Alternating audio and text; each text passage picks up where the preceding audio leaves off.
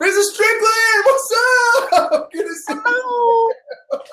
you. Good to see you, man. So thank you so much for being willing to allow us to do this interview with you. I just wanted to ask you, how long you've been homeschooling, how long you've been with Classical Conversations, and how long you've been directing.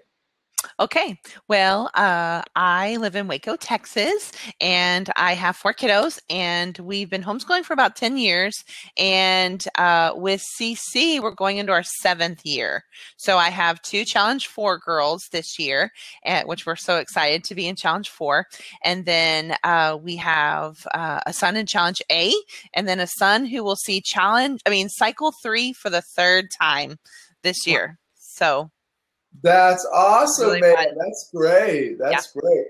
So you have got a lot of homeschooling experience, a lot of Classical Conversations experience. Mm-hmm. So here's the question. The question of the day for you, ma'am, is what are the benefits of directing a small community? Okay. And I forgot to answer your question about being a director. So I stepped into the role as a Foundations Essentials director for 2 years. And I recently passed the baton over and gave that to another gal. So this coming year, I will only be a Essentials tutor and a area representative for Central Texas. Whoop, whoop. So gotta represent. We'll shout out to Central Texas. Yes. So my first year as a Foundations Essentials director, we had 28 students, and my second year we had 11 students. So there are definitely benefits. I loved directing. It was such a joy to be that shepherd of those people. And so I would say the first benefit is the opportunity to grow. Sometimes we take these opportunities and we forget that the Lord is not only doing a work through us, but he's also doing a work in us, right? And so one of my biggest staples has been Joshua 1:9. I don't know if you can see it or not, but have I not commanded you? Be strong and courageous. The Lord your God goes before you wherever you go. And it was a great, image for me. I like, this is, I think, the most important part right here, this first question, have I not commanded you? It's one of those things where it's easy to say, God doesn't call on the equipped, he equips the called. But it's a great, journey to grow and learn more about yourself and learn more about trust and faith and learning how to rely on the body. So I would say point number 1, growing. The second benefit I would say is, smaller communities are a little bit easier to manage. I have experienced a larger campus and a smaller campus. And so, if you're bringing in 11, paintbrushes versus 30. I mean, it's just definitely easier to manage a smaller number. I really appreciated that year that I had the 11. It was a very sweet and peaceful year. I would also say that's another benefit. It's just less chaotic. The less amount of kids you have, the quieter it is. So that's always nice, right? I would say another perk would be, it makes room for relationships. I was able to fit all my mamas at my dining room table, and that was such a joy. I can barely even do that now, which is my Essentials mamas. And so that's just a joy to be able to sit at the table. And actually, one of the things I decided to do the year that we were a little smaller was actually have like a discipleship group where we actually sat and prayed about what does the Lord have for us as a campus? What does he have for us as a body of people? What's going to be our mission? What's going to be our scripture? What are going to be our objectives? And so that was really fun that we were actually able to come together and do that as a smaller campus. I would say another benefit would be, it opens up opportunities for relationships, even with the kids. One of our favorite things to do, and I don't even know how it came about, but I think actually it came about by one day. I mean, I'm sure a lot of you can raise your hands and say that this has happened to you before, but you end up with your child's scooter in the trunk of your car, right? And so you're unloading or loading your CC stuff at the end of the day, and your son finds the scooter and decides to take it for a quick spin, right? And so we actually created days where the kids could actually scooter in the parking lot. Now you can't do that with, 40 kids. That's a little chaotic. But with 11, it was actually really sweet. It became one of our routines. So all the mamas would have their kids bring their scooters, and we would scoot around after CC. It was perfect for leverage and give the kids an opportunity to get their energy out after CC. I would say another one, as a director, our goal is to serve our families, right? And so if you have a smaller amount of mamas, you have an opportunity to serve them better. One of the things one of my mamas told me after mid-semester, she actually confessed to me, I have no idea what I'm doing. Like she told me, I don't even know what we're doing. I have no idea. And so I thought, you know what? I'm gonna have these mamas over, and we are gonna dig through the curriculum and have something called a faculty meeting. And so I wanted to show you this. This has come from my faculty meeting. So since then I have been hosting these little synopsis gatherings with my directors. As an area rep, I have directors that I love to support, and so an opportunity to actually sit down and dive into the Cycle 3 curriculum and look at the maps, look at the what are we studying in science, and why are we studying this in science? I mean, it gave me an opportunity to actually minister and disciple and mentor these mamas well.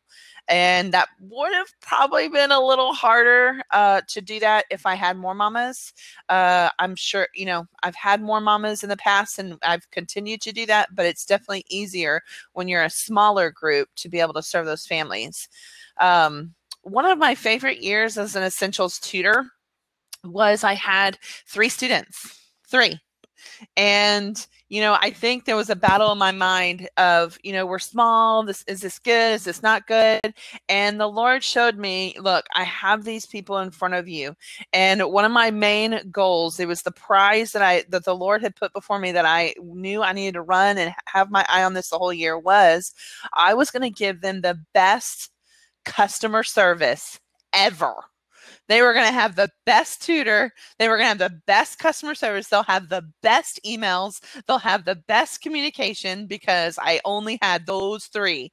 And it was really a key year, especially for my son who was in the class, because guess what? He had mom's undivided attention divided by 3. He was a third. And so there was definitely a benefit in that. And then I would also say, it also brought many opportunities for my family to serve and step out as leaders. My older son, he was, he helped me carry in stuff every day. And I'm sure, this is not necessarily, I would say, a small community versus a big community thing. This is, universal, I would say. But, my son had opportunities to serve. Both of my kids, even my daughters, they all had opportunities to serve within this campus just because the need was plenty. We didn't have a lot of mamas to, go around with all the different roles. And so my husband would show up before CC, and he would help us get set up. And it was a family ordeal. And so even my son now, I've seen at times he had one peer, that was his age, another peer, another boy. But then I remember thinking, gosh, I would just love for him to have another student, or, but then I realized the Lord had him in this position to step out and be a leader. And so that is actually a skill that I'm seeing constantly being developed in him as he's growing and moving into Challenge A. It's just been really neat. So I would say, as a leader, our heart and vision is to equip our mamas, right? To to equip the partnership. You know, CC has this triangle, right?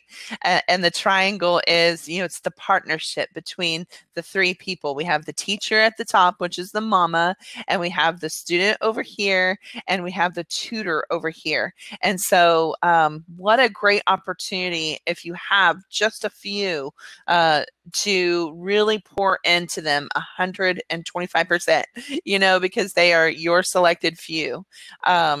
I remember my last tutor quarterly meeting with my tutor, with my one precious tutor. I was a tutor and she was a tutor. And we were, you know, this was a year that we had 11 students, and we committed to, you know, still following through and having our tutor meetings, you know, walking through the science projects, you know, doing, you know, what was called of us, even if it was just us two. It felt so informal in some ways. But our last time to get together, I actually met her kind of at a resort, and I got dinner brought in and catered, and I was able to just really pour into her and really love her well, and just thank her for being my one committed mama, you know, that was willing to tutor. Just the value of being able to just really actually sow into her was just wonderful. So it opened up a lot of opportunities for me to really be diligent and really be a good shepherd to those who the Lord put in front of me. So that's all I have. Any questions? Wow, man, that is amazing. That was awesome, Skinny, man. Thank you so much for sharing. You said so many awesome things in there. For all of you that are watching either live or the recorded video, please go check out Mrs. Strickland's interview that will be posted on CC's YouTube channel, the Classical Conversations YouTube channel. And I've got a whole playlist specifically for these awesome directors called Meet CC Directors. You can also visit classicalconversations.com/CC Director to check out a landing page with some more details on directing and some of those things too. Man, thank you so much for your time. It was awesome to see you, and thank you for welcome. All that awesome, Skinny, man. That was excellent. I would love to help. If anyone has any questions, I don't know if I'm allowed to do this, but I would love, you know, people are more than welcome to reach out to me. I'd love to offer any mentorship if anyone needs anything. Awesome. Thank you so much, ma'am. God bless you. Have a super day.